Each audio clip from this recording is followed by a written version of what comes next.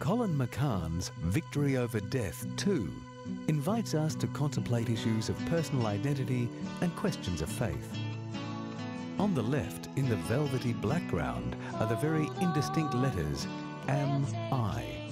The question facing the luminous affirmative, I am, which refers to the voice of God, taken from the New English Bible.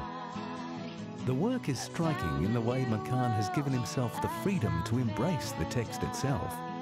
From the cursive handwriting to the architectural capital letters over 2 meters high, stretching from the top to the bottom of the composition.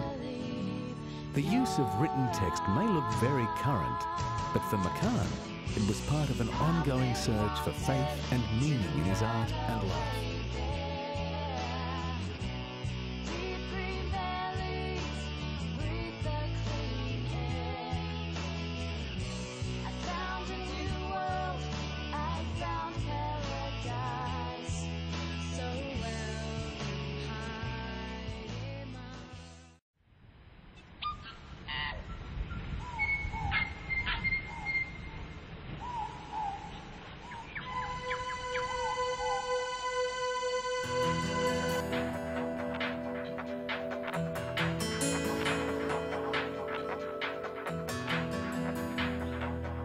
The Annunciation is the old Bible story of Gabriel telling Mary she would give birth to Jesus. But by placing Mary and the angel in Nelson, this painting tells us a different story altogether. It's one of a number of works that McCahon painted in which he sought to place the mysteries of the Bible in the New Zealand landscape. In the painting, we see Mary receiving news of her miraculous pregnancy. She's looking surprised, a bit puzzled. Above her is the angel Gabriel. In the background are the Nelson Hills, and there, in the distance, is the Tahuna Nui Golf Club house. It's one of these wonderful details in these paintings that McCahon placed there to put it in a familiar context, to make the stories of the Bible real to New Zealanders.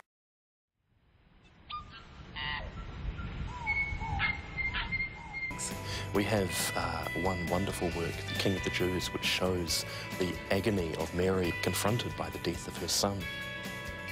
And one of the most wonderful ones, a painting of the Old Testament, unusual in McCahn's work in that it's an Old Testament subject, the Valley of Dry Bones, which shows the prophet Ezekiel wondering if these bones will be brought back to life by God, which, when you think about it, in a world that had just gone through a devastating world war, was something that was a very real concern. How could we rebuild this Western civilization?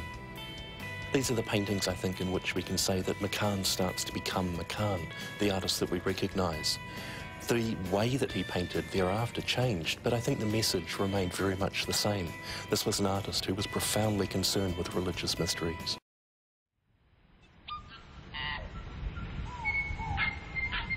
Brought in ordinary details from the world around him. The speech bubble in The King of the Jews, for instance, came off a Rinso packet. He was very interested in comic books and all sorts of other sources, not just art.